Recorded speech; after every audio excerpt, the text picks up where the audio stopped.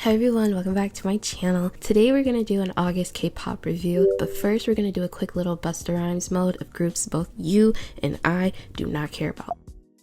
Adya released a cover of some K-pop group from the 90s or early 2000s, which already makes them feel like arias to me, like get ready for the radio silence and disbandment announcement. It's inevitable. Thank God though. Old Slacks, aka half of Mamamoo, released their album that was oddly very similar to like New Jeans' concept and debut. The girls say that Mamamoo been calling themselves two rabbits or something like that. I don't know, it smelled a little funny to me. Like, it's crazy how they just jack their steeds like that, but nothing could smell worse than the Dookie album they just released. Like, I try to give the girls a chance because Once Upon a Time, Hip, Go Go Baby, Twit, and Easy were on repeat. I'm not gonna act like they weren't my mother, but they just kind of suck now. Like, ugh. The only good B-side was I Like This, the rest was a snooze. Limelight returned with a single titled Madeline. Who wants to tell them that 2012 was 11 years ago? The boys reminded us why every time we hear that name, our minds will immediately go to SNSD, like their song, before we ever think about them. And when we think about the boys, twink twink twink, like nobody cares about that damn Blackpink song. Secret Number finally stopped their terrorism, but the fuck I look like listening to Secret Number. Yerin proves she'll always be the best G-Friend member. Wasn't really hard to begin with. And then nobody cares about NCT nor Cignature, so if this video goes up after their comebacks, which it probably will because YouTube is playing with me, do not ask me about a damn thing they did. We're gonna start with stayc because I couldn't believe you people when Bubble came out. For the past 3 stayc comebacks, y'all have cried and cried and cried over their sound. When I say 3, I include Teddy Bear, Poppy, and Beautiful Monster, even though what I'm gonna say doesn't really apply to Beautiful Monster. Somehow among those though, Bubble is the one that seems to be universally loved and adored, which I don't get. Like, from what I've seen online, maybe it's different for y'all, but it seems like everyone only has good things to say about this track, even comparing it to second gen K-pop groups, which made my stomach turn. Like, what are y'all talking about? Anyway, I don't get it. It doesn't make any sense. Like, what's the difference between Poppy and Teddy Bear in this? Like, I'll tell you actually. So Bubble is another like very straightforward upbeat pop song. It's infused with a lot of cute energy. Like I always say, the music that stayc makes, the cute and bright stuff, it's for people who aren't actually like cute K-pop connoisseurs. Like, this wouldn't make it on my satang mix. Like, it begins with these like grand classical sounding strings, but they immediately drop that to adopt a more pop punk sound with like those guitar riff thingies during its verses. The pre-choruses have a more thumping electro beat, and this is where the stayc really comes in. Before it gets to the explosive chorus that kind of like combines everything, in my opinion. Unfortunately, it ends up sounding like a YouTuber's intro, especially with that old zipper synth they use right before the bubble bubble bubble with like the bubble sounds in the background. Like, no me gusta. Teddy Bear and Poppy were much better, and I barely even like those tracks. Like, they were okay for stayc. Fear not, because stayc actually released their first good album in a hot minute. Not like you immediately gagged me. Like, I'm not sure about the genre, but it made me feel very island girl, miachi Dominican girl, bilingual, like, but also kind of Latina, like very Cheetah Girls.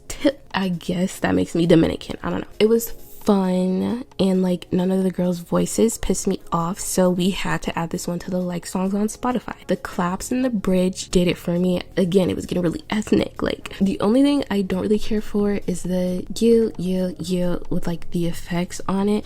It feels like it will date the track that already feels very 2006 core. Nevertheless, it's a hit. I wanted to start it off very familiar. It gave me Sour Grapes vibes. Like, I could literally hum the melody along to it. It's a mid-tempo poppy R&B trap track kind of, which I typically don't like from stayc because it can get very Ariana Grande, and you know I already don't even like that girl like that. But this time around it was cute. It's very sweet sounding, like the little chimes in the background, whatever it is. Since I don't know, I think this song, when I was listening to it, is the track that reminded me of Kiki Palmer's debut album. I think it was this one. Y'all should go listen to it. It's really good. We all should be streaming. Anyway, They stick Be Mine at the end of the album, but you can't help but notice the final 2 tracks, an English version of Bubble and then one that's sped up. 2 things nobody asked for. Again, you will never be 50-50. This is not how hits are made, people. It has to come naturally. You hear that? Natural. You can't force a hit on these people. You all literally suck. Like, who is in the rooms and why is it not me? Anyway, Be Mine was cute. Very 2013 movie soundtrack, which is how most of stayc's music sounds, but this was actually really nice. Right before our very eyes, eunbi is using her witchly powers that she learned from her younger sister, who was sadly a victim from the Salem witch trials, and nobody cares. Like, anyway, the title track was good minus the chorus. I don't really like her voice on it. That's what I notice a lot about eunbi songs. It's just like, it's not that she can't sing, she just shouldn't. It's very high pitched, it's very baby girl. Mind you, you're 802 years old. Like, why do you sound like you're still in the ice one? Like, deepen that voice up for me. Put some bass in that voice. The B-sides were also very terrible though. Like, haha, you suck. A boa for the win. When are we gonna call it like we see it and begin referring to Somi's music as exactly what it is and has been for some time? It's musical terrorism, and I've had enough. She opens the album with her terrible rapping, which lets me know that the old lady didn't learn her lesson from 2 years ago after she rapped on Dum and continues to allow Lisa in the studio with her like, ugh. But overall, with this comeback, you people have never once been serious about a damn thing in your life, and that's become more clear to me now. Like, and on top of that, like, Somi's your leader, like the unserious crew right there with y'all. Listen, okay, so Lady Gaga isn't and never will be my mother. I don't like Madonna, and that's not just because I'm Jan fam. Like, her music actually sucks. Like, every time someone puts a song of hers on a timeline, I'm like, you know what, let me stop being a hater, let me listen to it, and it's the worst thing ever. Like, I don't think Addison Rae is the next queen of pop, even though I did like Got It Bad or whatever it's called. Dua Lipa doesn't have the range, you know. I don't like Europeans, I don't like Europop. White gay music just isn't good 9 times out of 10. Therefore, I will never in this life be able to stand in support of a song like this. Like, I'm sure many of you meet the exact opposite of me. Like, you love Lady Gaga, you like Madonna, keep it over there, you know. Now that's not to say I don't see the appeal of this song. I've been to the resorts with drunk white people, I've been at Pride with coked out white people. Like, I know this is what y'all live for, but me, never. Like, I'll just go listen to the Four Walls album. Anyway, back to the song. Fast Forward is really generic and late, by the way.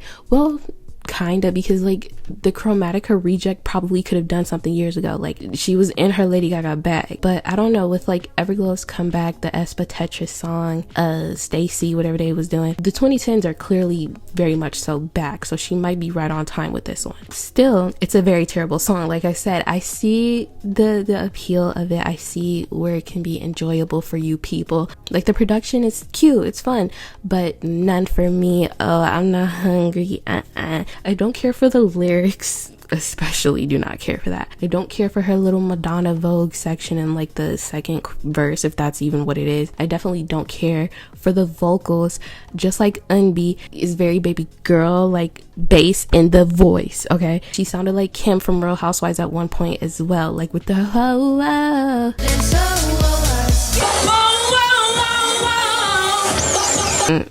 Recently, it feels like the K-pop girls been cussing a lot, but more and more it feels like they just cussing a cuss, like just because they now can. Like, Blackpink must have opened up that door because now here comes Kazuha and LE SSERAFIM. What's that Momoland group? Oh, lapis. Like, just cussing a cuss at this point. You're 14. Calm it down. Not Somi, but anyway. Here's my thing. What happened to intent? You know, what happened to saying things because you had something to say? Listen to my word. The fucking dick is in your pussy. Anyway, effed up, because I'm not saying the word effed up. Started off pretty decent. It feels very 2018 Teddy, which is where they got Jisoo's solo from, so I know they've been sitting on this one in his drafts for a minute. As soon as the pre-chorus begins though, I knew what the hell we were getting into. She was just cussing a cuss, but with the snaps, the synths, the atmosphere of it, it felt like Meghan Trainor, you know, maybe Little Mix, very 2013. Whatever entity was using her as a vessel doesn't matter. It was still about to be the most corny generic thing ever, and it was. But then we were suddenly in the jungle, and I kind of vibed for a second. Like, the beat was hot, I started doing a little two-step, but I honestly sat there puzzled for a bit, like, because it still wasn't that good. Like, does anyone in that company want to make a good song this year? No, it's not looking like it. Pisces was the best song on the album. It's nothing special. It's obvious that like that wasn't the intention with this project. It was fun and pretty though. Like, I liked the production, I'll give them that, but not really memorable, you know? I didn't listen to The Way because it's generic 80s synth pop, and again, we've been over this. I'm not putting myself through that unless it's an artist that I care about, and even then I could barely sit through it. Whatever, moving on. Overall, terrible album, like, but that's what we expected from Somi. Like, she's not the game changer, you know? After a very uneventful musical year in 2022, Yuri is back to repent for her sins, and you know what? I forgive her. Like, I'll be the one that says, come back home, baby. Like, we missed you. I love Taxi, bro. Like, she's no Glassy, don't get me wrong.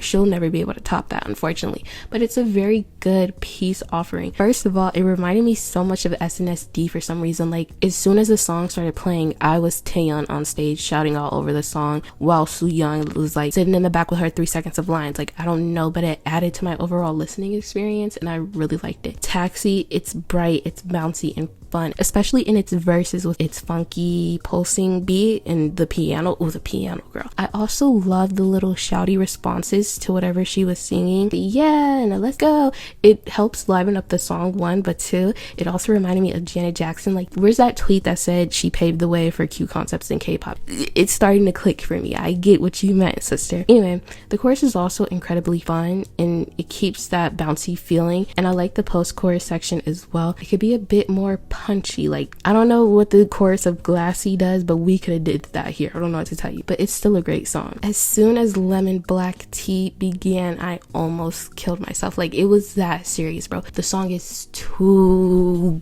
good, bro.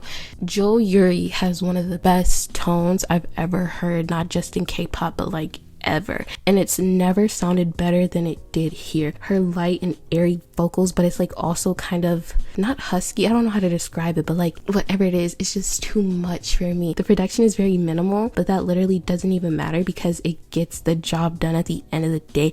It's funky, it's groovy. I love the bass line. I will literally combust. Like, music should never be good. What could I possibly say about Bitter Taste that would help the masses understand the gospel, the Bible, you know? It's once again funky, but it's more electro-pop-ish, which I was nervous for, but it does it well without being annoying like electro-pop tends to be. The sound effects during this song, like, sometimes I really understand why Zachary Campbell was shouting at his computer and jumping up and down and smacking himself. Like, music should never be this good, but I literally felt the spirit of Zachary Campbell coming over me. I will literally break everything in this room about this song. Like, the only thing is, I wish it wasn't so short, but you know Yuri loves to give you a quick little snack, quick little bite, and that's fine. We've accepted it. With Hang On, I was getting incredibly violent at this point. Like, it's better than Entering the Gates of Heaven, which I have been to, and I will, contrary to popular belief, will be back. So anyway, first of all, the early 2000s R&B, like, not just within the beat, but the little guitar pluck thingy. I can't think of the name of the song, but the please pick up the phone,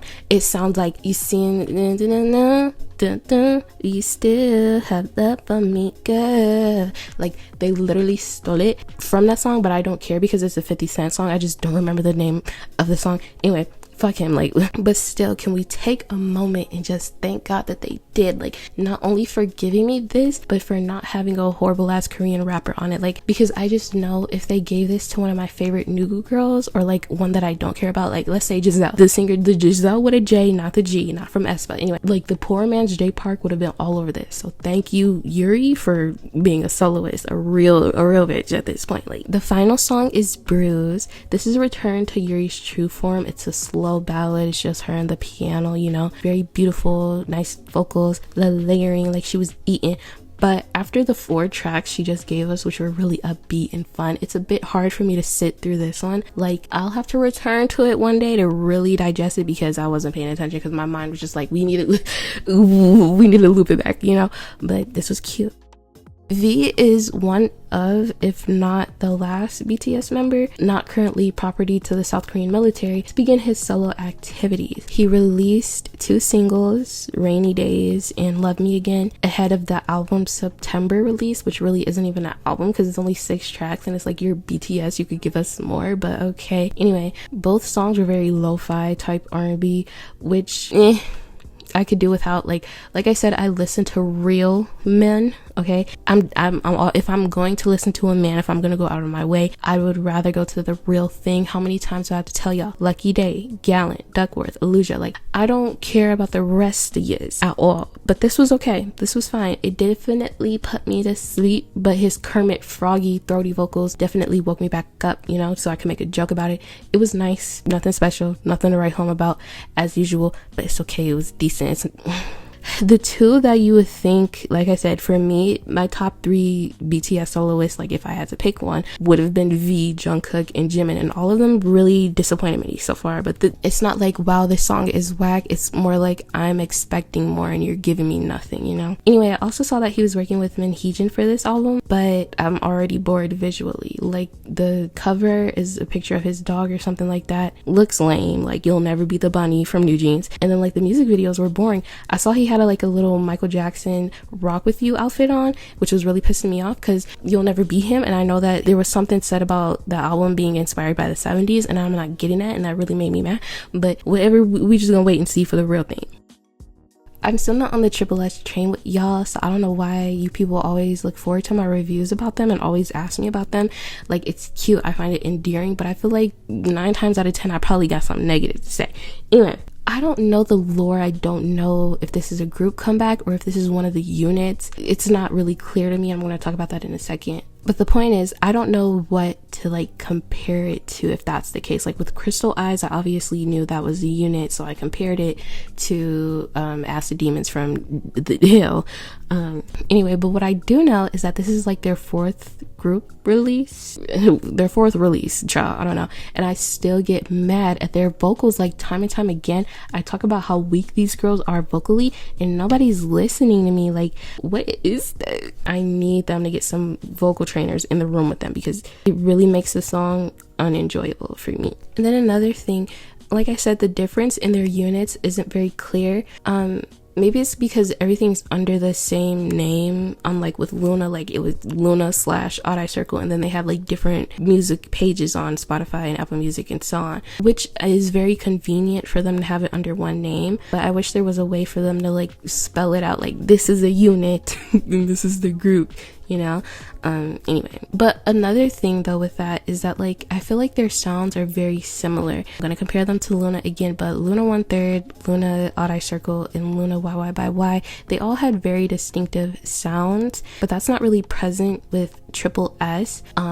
The only unit that I would say had its own distinctive sound was Crystal Eyes, but that's because they leaned heavily into the Christian horse girl first gen K-pop sound, and then the other ones are just kind of doing what's trendy to me. But everything else, like I said, just genuinely feels like it could all be the same unit and group. Anyway, that's just my little tangent. Let's begin. The title track was decent. It's another funky retro influence pop track, new disco, whatever. It's a very easy listen.